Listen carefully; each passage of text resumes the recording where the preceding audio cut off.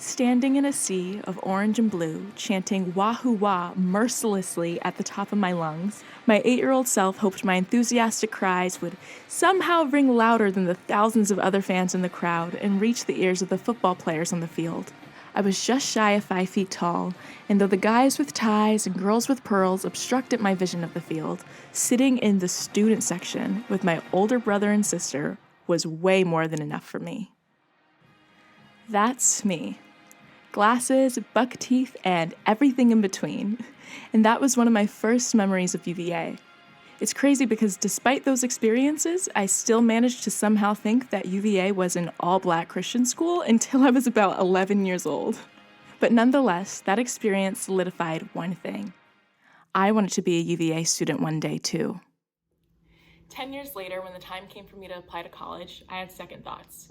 UVA was nice, but I was going to go someplace far and fun and fancy until I quickly realized that I didn't have far, fun, fancy money. So, of course, as fate would have it, a year later I found myself committing to this close and convenient and highly ranked university called UVA, the 5th person out of 5 in my direct family to attend the University of Virginia, so no surprise to anyone. I started UVA the fall of 2017, and that's when I knew that this was going to be an experience like no other.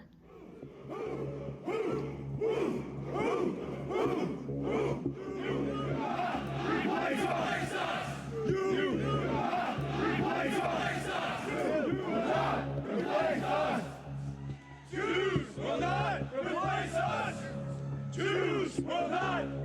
us! Jews will not replace us! Blood and soil! Blood and soil! Blood and soil! Blood and soil! Blood and soil! It was really everything that happened that fall that made me want to do a project dedicated to understanding race at UVA and UVA's racist and white supremacist foundations. Because at that time, a lot of the rhetoric going around was, this isn't the UVA or the Charlottesville we know, and that's not who we are. And I even said that a lot. But as the aftermath of the events began to play out, and I was taking all these classes, and I was constantly discussing it and analyzing it, I began to think, but what if it is? How has the University of Virginia been complicit in upholding forms of white supremacy that has led to the maltreatment of Black people, both historically and currently? On Trial is a thesis and an album that explores the ways in which Black people have been harmed by the University of Virginia. The story the album explores is the figurative case of Blackness versus the University of Virginia, and it recounts the stories of 3 witnesses in the case: enslaved laborers, Jim Crow, and modern-day racism. Each song in the album serves as evidence in the case presented before the judge, whose voice is heard in interludes, and the listeners get to play the role of the jury. Based on a lot of the research occurring right now, evidence suggests that you're more likely to empathize through art and through storytelling as opposed to just sitting in on a lecture or reading an article.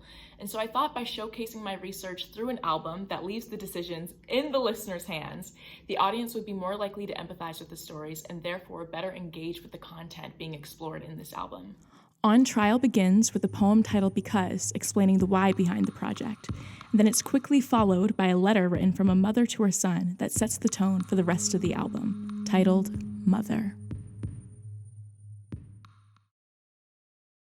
Because we have forgotten our ancestors, our children no longer give us honor. The Black trying to seep through, but the enemy whispering. The comfort of conforming to the ones around us should hold precedent over our true skin. Our beautiful skin, pure Black skin, surrounded by white faces. And in that whiteness, your Black skin dims. Dear son, you think that I've forgotten you're my child. I've compiled some pictures of your face across the aisle. I see you smile. I like to think you're good and doing well, cause I can only hope this darkness isn't burning you to hell. And I feel sorry. I wish that I could show you how it was when we were happy before he left and held us at the gun to take what's mine. I hope and pray you know how much I love you, though the light I had was tarnished by the night I won't succumb to. I've been changed, ripped apart, shredded and rearranged. The essence that I contained is now a source of the pain. It's visible like a stain, but no, it won't be in vain. I'm fighting to keep my won't be tamed, cause it's happened. I finally won the freedom I deserve. I know it's just a start and we've got so much to discern. I know I won't be happy till the sick he brought us cured. And now it's been so long I couldn't fathom your return. I know you're scared, you think I can't take care of you or me. He's fed you all these lies and you're not sure what you believe. You think I've got a motive, got a goal, got a need, but you just need to hear I'm not a place across the sea. No, I'm your mother, even when he tells you you aren't mine. Don't let him try to define the blood that you've been assigned. You're children of my design, your branches upon my vine. Just farther away and reach, but that don't mean I couldn't climb. Cause I love you, even though I didn't see you grow. I'm sorry that we spent so much of life being owned, but you can fight the power, I can feel it in your bones. America's your house, but Africa's your home. Love, Africa.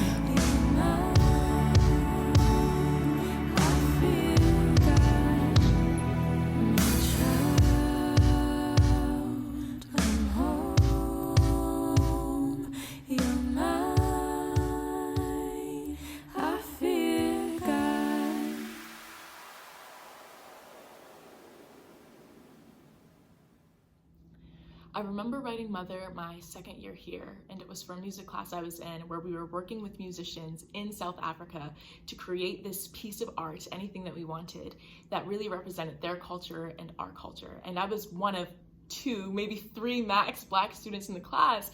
And so of course I'm like super excited, but I'm trying to tone it down. But as we were going into the project, I immediately felt this sense of disappointment or resentment even. Because everybody's talking about how they're so excited to learn more about South Africa and the things that they could have in common with them, and I just think to myself, well, I should have more in common with them than I do. I should be able to trace my ancestry, I should know my culture, but because of white supremacy, that option was taken from me. So Mother was written with the intent of making a song that bridges the gap for all Black people, both in Africa and in the diaspora, as a reassurance in a sense, to say that even if we're continents apart, we're still one. And I knew that's how I wanted to start this album. The album then goes into the enslaved laborers' witness statement, with many of the songs talking about freedom. Songs like Ghost touch on the Atlantic slave trade and the internal conflict that many enslaved laborers had about jumping ship before reaching land as a way of attaining freedom. And while there is no solid number on the amount of people who jumped overboard, over 12.5 million enslaved laborers were brought to America between the years 1619 and 1859. That number gets even larger when you factor in other parts of North and South America that engaged in the slave trade. During the Middle Passage, which is the route ships took from Africa to the Americas, at least 10 to 15% of enslaved laborers died due to disease, the horrific conditions, abuse, or jumping ship. That equals about 2 million people whose stories we may never truly get to know, but should always be remembered. We know that the first 2 enslaved laborers to work at UVA were in 1817 to help begin laying the foundation for the school, and many were brought in after that to help with construction. But even before then, Thomas Jefferson had many enslaved laborers on his plantation at Monticello. In fact, over the course of his lifetime, he owned over 600 enslaved laborers, so it wasn't something that was uncommon or horrific to him, as many people may try to make it seem like it was. That said, many of the songs I wrote from this point on in the album were based on real-life events. Songs like Creed explore the story of an enslaved laborer running away from their plantation to attain freedom. In fact, it's known that over 20 enslaved laborers ran away from Monticello while Thomas Jefferson was still alive. Throughout the album, you'll hear the use of he and his a lot, and whenever you hear that, know that that's the personification of white supremacy at UVA in the context of this court case. I also never name who the narrator is for any of the songs outside of Mother, and in the liner notes I refer to them as the storyteller, and this is 1000% intentional. I want the audience to do their own research and learn their own stories and understand these stories I'm telling them. On Trial isn't meant to be an ending point where you listen to the stories, learn about racism, make a decision, and call it a day. It's meant to be the beginning. The second witness statement on the album tackles Jim Crow and the segregation period at UVA and in America. Many of the stories touch on the civil rights movement and the Black Power movement and this fight for integration, along with the traumatic ways in which Black people had to live and work while integrating predominantly white spaces. Although it didn't make it to the final cut of the album, songs like Work explore the integration process at UVA, which is why the lyrics and the liner notes are still included in the thesis. In 1949, a black man by the name of Gregory Swanson applied to UVA's all-white law school and was rejected because of his race. UVA's Board of Trustees responded with the following statement: "The applicant is a colored man. The Constitution and the laws of the state of Virginia provide that white and colored shall not be taught in the same schools. Therefore, the application has been denied." While he was not the first black person to apply to the university, his case spurred on a lawsuit that eventually ended once Brown versus the Board of Education was passed in 1954, making segregation in America illegal. Gregory Swanson went on to formally be the first black student at the University of Virginia, and while we often think of things like this in a triumphant manner, it's important to understand that that usually wasn't the case. Yes, segregation ending at UVA and in America was a great thing, but first off, women still weren't allowed to be admitted to the university until 1970, almost 15 years after the case. And second off, many of the experiences that people had integrating their schools was traumatic. We see pictures of people like Ruby Bridges walking to class, surrounded by 4 bodyguards, and we're taught to think, wow, look at the good this country is doing and look at how far we've come, as opposed to thinking, wow, people are so racist, both physically and mentally, that a 6-year-old girl needed 4 bodyguards to protect her on her way to school. Researching these stories and trying to understand the complexities of these events during the Jim Crow era led to the creation of songs such as Peace that touch on the importance of finding peace in the midst of personal and generational trauma that many black people suffered from and continue to suffer from. The last witness statement comes from modern-day racism, who speaks on the current racial dynamics at play right now. The section begins with the rendition of the poem I Too by Langston Hughes and the Good Old Song, touching on the eerie similarities between black student athletes and enslaved laborers. The album then goes into the story of the black experience and what it's like to be a black student at UVA, or as I like to call it, attending while black. Other songs touch on the events of police brutality at UVA and the hyper-competitive culture that white supremacy fosters between black students. On Trial concludes with the song Home, bringing this idea of America being your house and Africa being your home, mentioned in Mother, full circle. They don't see my shadow. They don't hear my breathing. They don't count the steps that I made. When I walk, they don't feel my sorrow.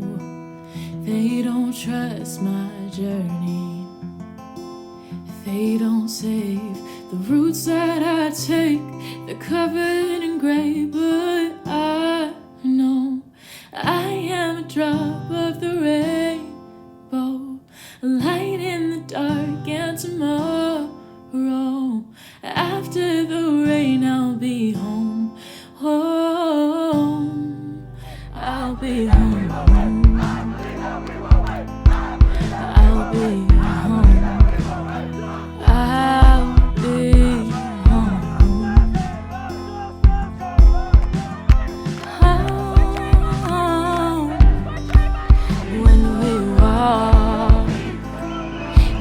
See our color.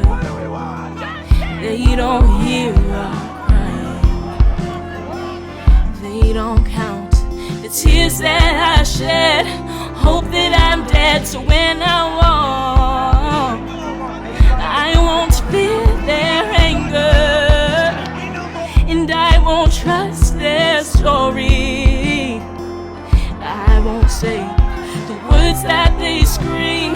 They won't bother me, 'cause I know I am a drop of the rainbow, a light in the dark, and tomorrow, after the rain, I'll be home. Home, and I know I am a light to their shadow, hidden inside for tomorrow. And when I